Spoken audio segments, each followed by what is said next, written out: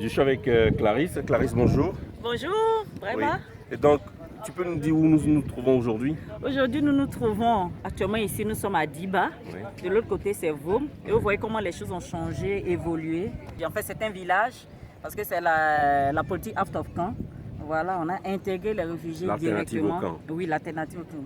On a intégré les réfugiés directement dans un village. Et ces deux villages, ici c'est Diba et on a Vom en face. D'accord. Voilà. Et là, ce sont des réfugiés centrafricains. C'est des réfugiés centrafricains qui sont arrivés depuis juillet 2016, la première vague.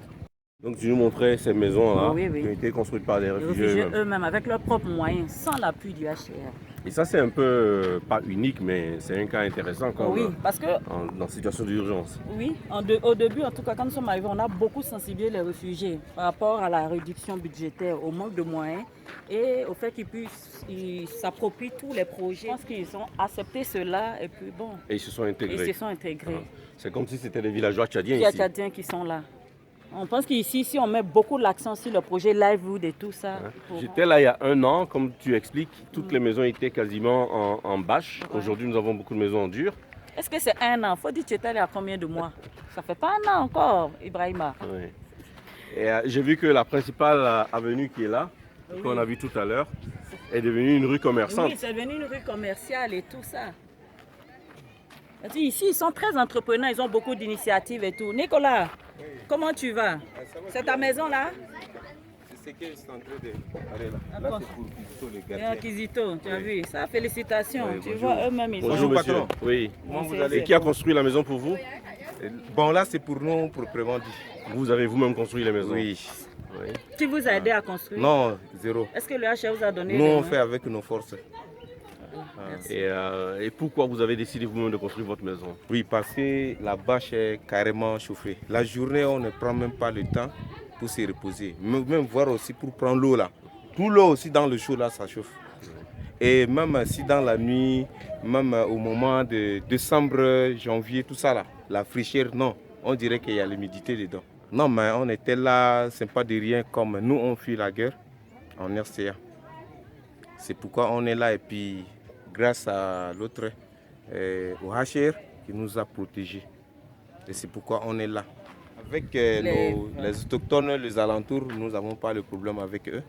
Et parfois, ils ont laissé le terrain pour qu'on puisse aussi cultiver et avoir à manger. Et souvent, quand on attend la HR, et la HR, là, c'est avec le rendez-vous d'abord qui nous amène à manger. Mais habituellement, ils sont là toujours à nous former et de faire d'abord leurs propres moyens et cultiver pour avoir à manger. Et comment la vie est organisée maintenant à Diba? Et je vois qu'il y a un autre quartier, c'est Vom. C'est Vom, oui. Non, mais vers Vom là, ce sont les feignants. Ce sont les feignants à Vom. Parce que vous allez même une fois, vous faisiez quand même un peu du tour. Là, vous allez trouver la maison en brique, là au moins c'est 10 déjà. Je vais aller voir à Vom. Ouais, mais avec nous ici, là, nous sommes de vrais travailleurs. Oui, je m'appelle Yapele Tomi Nicolas, un pharmacien relais. Merci beaucoup, Nicolas. Ça va? Dans l'hôpital. C'est un auxiliaire. Ça va? Je m'appelle Benunga Chéri Mireille.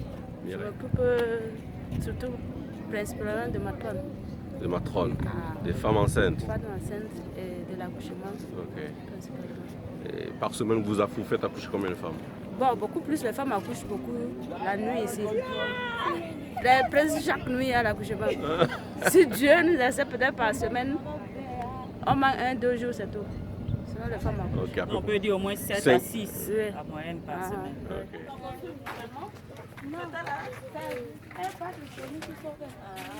Ça va? Elle a fait sa petite maison elle-même.